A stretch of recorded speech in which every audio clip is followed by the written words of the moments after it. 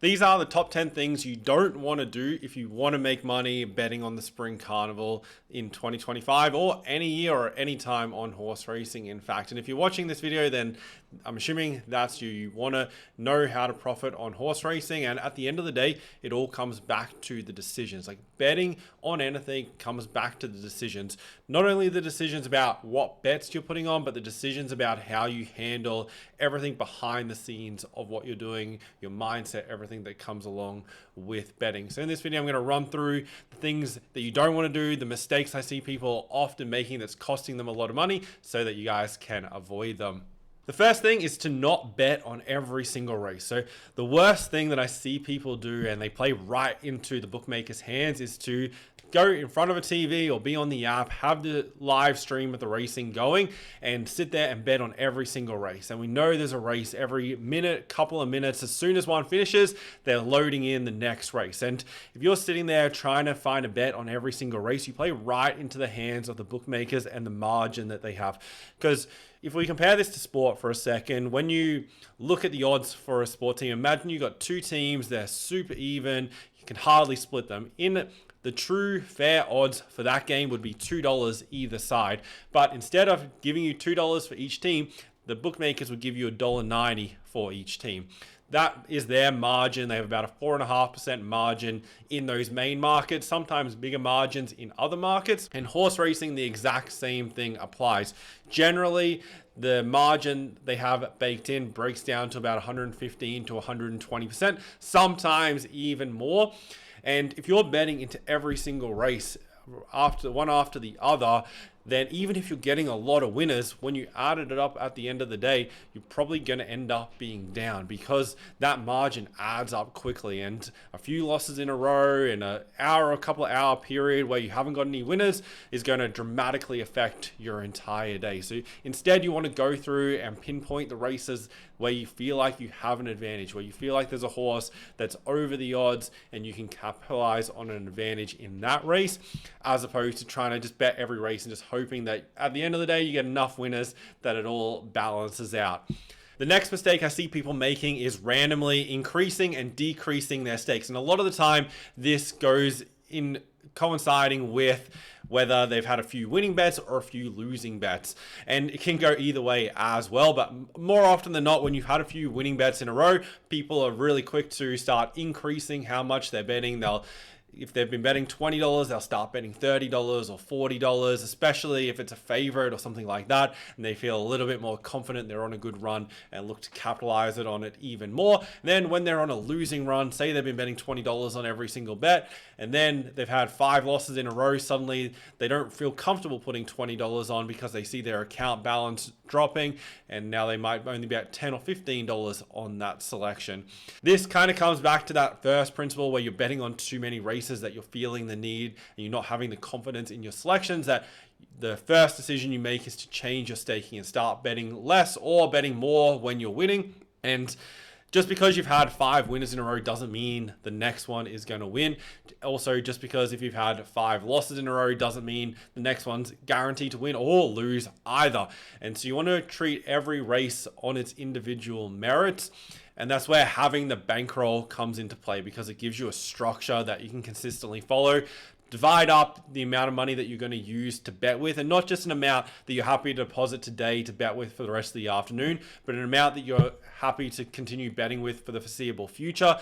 It might be a few $1,000s. Divide that by 100. That'll give you your unit staking size. Then keep your stakes to 1 to 2 units of that total betting bankroll, and that'll set you up for that consistency and never feel like you need to change your stakes. So a lot of the time, if you're betting and then you feel like you need to decrease your stakes and then that winner comes, then you're frustrated that you didn't bet as much on it. That happens because you're betting too much in comparison to what your bankroll is. So you feel like you need to lower the stakes because you've now had too many losses in a row at too high stakes that you feel like you're running out of money and need to bet less to make that money last longer. Another common mistake people make is backing multiple horses in a single race. Now, there are ways you can do this, but for the most part, and for me personally, it's something that I've always avoided. And I have a rule that if I can't narrow a race down to one selection or one selection with 1 to 2 dangers, then it's a race that I'm not going to bet into. And if I'm really feeling the need to back one horse, but also back 1 or 2 others, then I have to always ask myself, is this a race I really want to bet into? And more often than not, the reality is it's not. And if you're backing multiple horses in a race, you have to remember that you're playing firstly into the hands of that margin again, like we spoke about in the first point, where there's every bet you're taking, there's a margin baked into that, and now you're backing multiple horses in a single race. So there's higher risk and involved in that. Then also, if you're backing multiple horses in a race, you can go 2 directions with it. One, you can bet more on that race because you're having to cover more selections, and therefore, for example, you might normally put $50 on one horse in a race, but now you're wanting to back 3 horses in this race.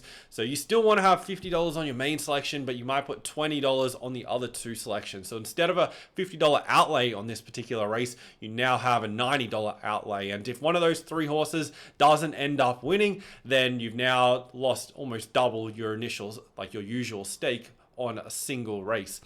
Or you can go the opposite way and say your average bet on a race is $50. You now divide that bet up across those 3 selections. You might have 25 on the main horse, 15 on another, and then 10 on the third one. Now, yes, it's a lower risk because you haven't outlaid as much across the race, but also if one of those horses does win, then you wouldn't win as much as your initial stake. So this is the better way of playing it if you are to back multiple horses in a race, but for the most part, I generally recommend avoiding it and just focus on betting races where you can clearly identify a horse you want to back, as opposed to those races where there's multiple chances. And particularly during the Spring Carnival, there's a lot of races. You've got big fields, a lot of horses with really good form, all lining up against each other, and there are really good reasons to find multiple horses in a race. So you got to be able to get good at eliminating horses that you think can't win this particular race. They're not suited for a variety of reasons. They might be poorly weighted, they might have a poor jockey change, they might be drawn poorly over this track and distance range and where the barriers are located. They might be coming off good races in lower grade, they're now stepping up against much tougher horses. The map that they have from this gate, they might be forced wide and they're coming off races where they've been really well suited. They've had low draws, landed in a perfect spot, and that's allowed them to win. All these kind of things that allow you to decide on horses and think, okay, no, I don't think this horse is going to be able to win this race. I'm happy to exclude it and narrow races down like that. Focus on those ones and it'll improve your results. Another really big one that's become common, particularly in recent times with the betting apps now having features where you can copy bets from people, is putting a bet on just because someone said so. Fundamentally, nothing wrong with putting a bet on because somebody gave you really good information, but putting a bet on and just following that bet because somebody said, back this horse in this race. Remember, at the end of the day, it's your money that you're putting that bet on with, not that other person's money. They've decided they want to back that horse, but you always want to make your own decision at the end of the day and make sure that you agree with that. And the easiest way to do this is to understand the reason why that person's suggesting to put that particular bet on. So in the racing show, I always make sure I share in depth why I'm backing every horse, so then all the members know, okay, this is the reason Reese is backing this horse. If I agree with that reason, then I'm following along with that selection. It's not just, this is a list of 20 horses, put whatever you want on, put them all on, do your own thing. It's about understanding why you're putting that bet on and not just following random selections. Just because you see the name of horse flash up on the screen and it says it's a market mover or X person's tipping this horse to win, or even if they're saying it's their best bet of the day, make sure you're always getting clarity on why they think that horse is the best winning chance of the day, why their reason behind that selection is. The other reason for this is when you're keeping track of all your bets, you can keep a log of that. You can write down next to that selection, okay, this is the reason why I put that bet on. And if you don't know why, and it's just because someone said so, when you go back through your results and then filter them on the spreadsheet by the reason why, you'll see all the ones, well, just because such and such said so, I put the bet on. More than likely they're going to be losing bets, because what I've seen over the years for a long time now is Whenever somebody can't explain why they're putting a bet on, they've oftentimes just randomly picked it, or they've just seen one little factor and that's been enough to make them think, okay, I'm going to put that bet on. And usually it's not enough for you or other people to follow it as well. Coming back to the bets that you're putting on, another big mistake people make is rushing their decision-making process. For me personally, I try to give myself as much time as I can to analyze the race. Sometimes I don't need all of that time that I give myself. Sometimes I do, depending on the day, depending on the races, and depending the size of the fields and all the other things that contribute to it. But the big thing is, don't try and analyze a race in those few seconds before it jumps and quickly put a bet on. I hear people say things and they're like, well, it worked one time. I quickly put the bet on and it won and it all worked out. They'll always remember that one time where they did it, where they were rushed, they quickly put a bet on, and then that horse won, and that's stuck in their mind. Or there'll be another time they'll cling to another memory where they only had a few seconds and they're trying to do the research, and then the race started, they missed putting the bet on the horse that they ended up deciding that they liked, that horse won. So now they've created this narrative where they feel like they just have to quickly get the bet on no matter what in case they miss that horse winning. And if you're giving yourself that really short amount of time, you're super rushed, you're going to miss a lot of things. And there's really no way to properly analyze a horse race in just a few seconds. Like once that last race finishes and the next one's a minute and a half away, that's not enough time to go through, break down the horses in the field. You only really have enough time to look at one or two horses properly, even if that, and you're definitely not watching replays and all the extra things you can do to make sure you're making a good decision. And you're probably going to end up betting in a lot more races than you really should have. And when you look back on it, and the people who rush bets or bet in every race at the last minute, they're the people who can't be bothered even tracking their results. So oftentimes they don't even know what their end results end up being. But if they actually tracked it and they saw, okay, yeah, I put all these rush bets on, guarantee no matter what, if you zoom out, those bets are going to be losing you money over the long term. There's no way that you can quickly, randomly pick horses and be profitable in doing that. You need to make sure you're putting the research in if you want to see the consistent profits of the month after month results coming in. This next one's really important. I didn't want this video to just be about the typical things you would hear in terms of betting on sports or horse racing, where people say, oh, don't chase your losses, don't, bet when you shouldn't be betting, don't bet emotionally, and all those kind of things.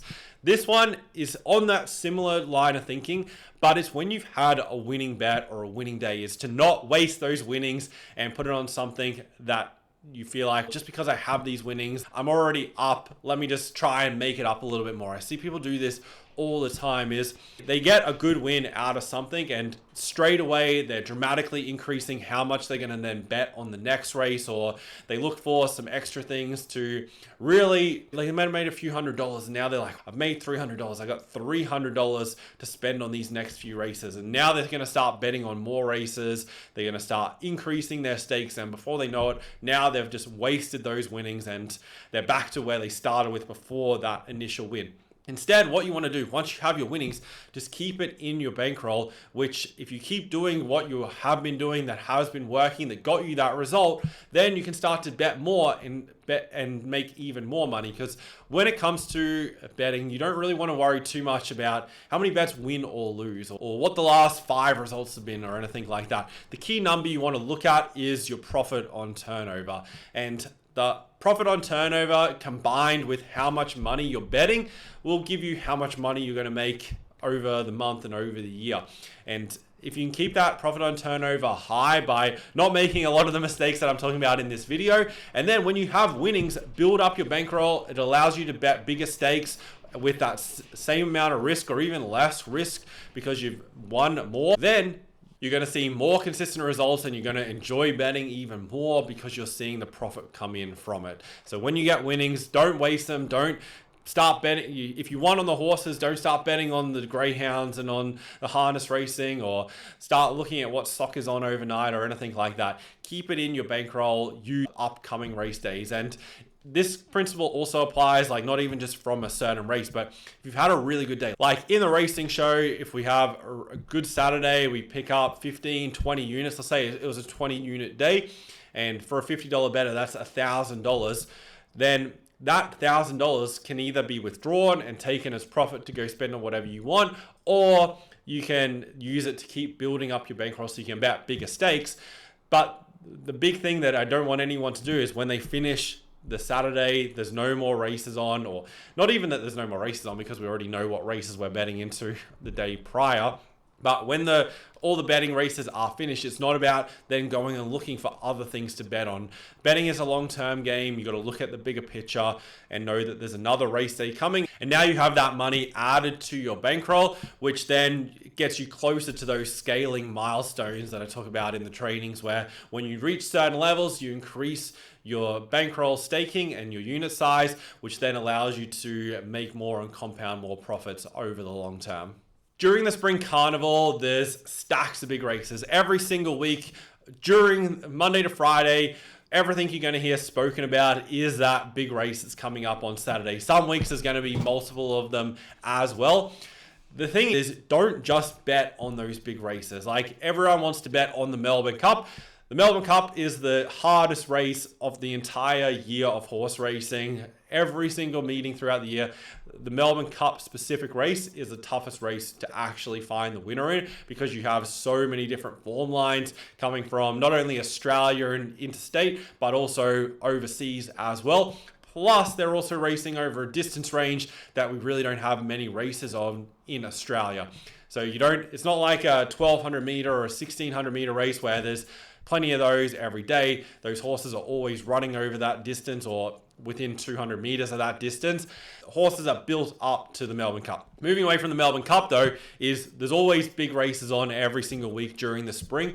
And don't just fall into the trap of only betting into those races, because there's a lot of other opportunities on the other races on those cards. Like when they're racing at Flemington, there's going to be a feature race, a Group 1, a couple of Group 1s, a Group 2, Group 3. Make sure you're looking at all those other races as well. Don't just bet into the one big race and then hope that you get the winner in that race and it all works out. Really look for those opportunities in those other races. For me personally, like when I look at a race card, if there's 10 races at Flemington, I'm not looking for 10 bets across those 10 races. Generally, I'm looking for 3, 4, 5 bets, somewhere in that range of the races that I want to target. Sometimes, yes, that's the big race, and oftentimes we'll find a bet in those races. Not every single one, obviously, but more often than not. But it's not just looking at those one races. Use all those other races that are available to you. Find bets in those ones, and that's going to make your life easier in backing winners and making profits. When you're going through a race and you're deciding which horse to back, the very, very last thing to look at is the odds of the horse. The reason for that is you never want to be making decisions purely based on the odds. And stay with me here, because there's a caveat to this, because at some point, yes, you're always making a decision on the odds.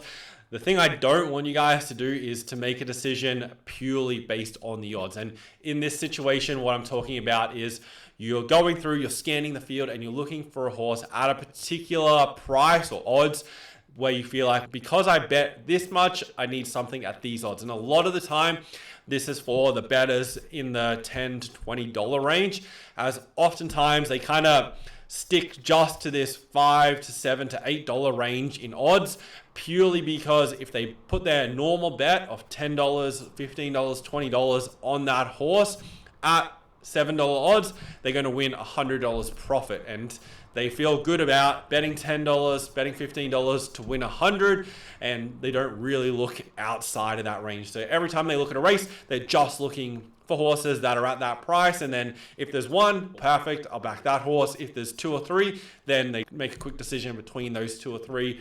Which one has the better jockey? Which one did better last start? That kind of thing. Instead, make odds the very last thing you look at, because this comes back to a kind of deeper lesson, which I don't want to get into in this video. But when it comes to the odds, the only thing you're making a decision of the odds is when you've already decided which horse you want to back, then you see what odds are available for that horse. Then you're deciding whether those odds are greater than the odds that you think the horse should be. For example, if the horse is $3.50 and you believe it should be $3, then it's a bet. If the horse is $2.50, but you think it should be $3, then it's not a bet, and you want to wait until you can get $3 or better, ideally, for it to be a bet. So instead of making a decision on the odds and what your payout's going to be, use the odds to determine whether you should back that horse, back to the probability of you think that horse will win the race or not. One thing about doing the form on horse races is there's a lot of different things that you can look at, and there'll be some more trainings coming soon, so make sure you subscribe so you don't miss those in terms of what you want to look for when analyzing races. The lesson here though, and the mistake that I see people making, is ignoring information because it doesn't fit the narrative of what they've already decided. So it's, this information sounds good, I'm going to listen to that. This information kind of goes against what I was thinking was good, so I'm just going to ignore that, pretend that doesn't exist, and just move forward. Oftentimes that information that you're ignoring gives you clues about why to not back a particular horse. And when we go back to that earlier thing about eliminating horses, like when you're ignoring information, you just want to ask yourself, well, why am I deciding to ignore that information? Is it because I just want to back this particular horse because it won for me last week or a couple of weeks ago and I want to back it again? Is it because this jockey lost in the last race where I backed them and I want to back them again in this one because I think they can get the win in this one and make up for the loss prior?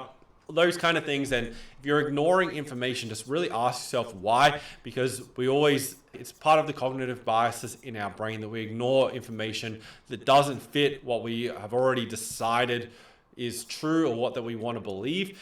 And if you're doing that, you're missing out on a lot of information. You can also be, when you're looking at the form, you might see like a horse really likes this particular track. Like they've got a really good record at Rose Hill, and based off their previous runs. However, when you go through and look at their previous races, this preparation, they've been running really poorly. They're not running as good, and they haven't raced at Rose Hill for 2.5 years.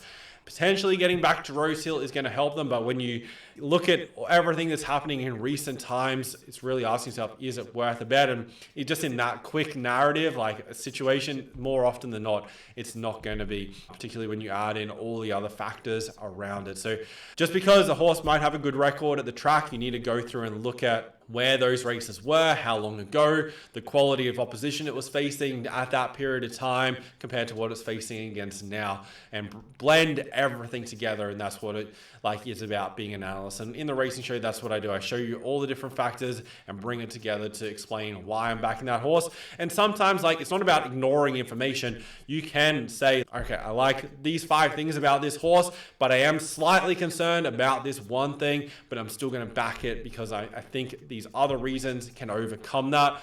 And you can see how everything blends together. So it's not about just ignoring and just having this one track mind of, I only think this, so I have to go with this particular horse. And then the last one, and this one you've got to be careful of, particularly if you're listening to the TV, the radio, social media, is not to fall for the hype. During this time of year, there's a lot of prize money on the line in these races. Like you've got the Everest, whatnot, with huge $1 million of prize money. Everyone wants to hype up their horse. Like you hear owners, trainers, everyone's going to tell you that their horse has got everything going perfect. It's going to be winning. And you don't want to fall for that. More often than not, you want to disregard that information out of everything, because there's a lot more important things than just what people's opinions are about something that they're actually involved in. Think about like football teams and that. Everyone wants to tell you that their football team is the best team, they're going to win, whatnot, But with horse racing is don't fall for the hype. There's also other situations where people will pick one horse that's won, and oftentimes it was at reasonable odds, it was double figures, and they'll keep on hyping on and harping on about that one time where they backed that winner of that race and it paid this much. And then people jump on the bandwagon, want to follow everything that they're saying, and that person might have only just gotten one winner, or they only get a few winners here and there, and it's not actually profitable to consistently follow everything that they're saying to do. And if you fall into that trap, then you're going to quickly lose money really fast. You want to only listen to things that have a proven and long track record of being profitable. That's the only thing. And one winner or hyping up just like one thing here and there doesn't add up to a year of successful making money. And if you're somebody who wants to not just make money once off here and there, but consistently win week after week, month after month, and importantly, year after year, and keep on making money from this, then that's the strategy you need. So there's going to be videos coming, going through full strategies that you can use to follow to make sure that you're profitable. So stay tuned for those. And also when it comes to the records and everything, that's why not only I share why I'm backing horses, but on the website, you can go back through ever since I started Investor.Bet, you can see every single horse racing selection that I've sent out to members, and you can go through bet by bet. There's over 6,000 bets through there that allow you to see, okay, all these bets all added up over the months, over the years equates to this. So definitely go through and have a look at that so you can see what the process looks like in like reality on the site. These are the same plays that week after week that I'm sending out like every Wednesday, every Saturday for the members. You can see all the selections like each week. If you watch those results, you'll see them update after every race day. So if you want to follow those selections, go to the link in the description. That will allow you to follow proven process, see what it's like to follow that structure and understand every bet you're putting on, the reasons why, and know that you're following something that's going to allow you to make money monthly on horse racing.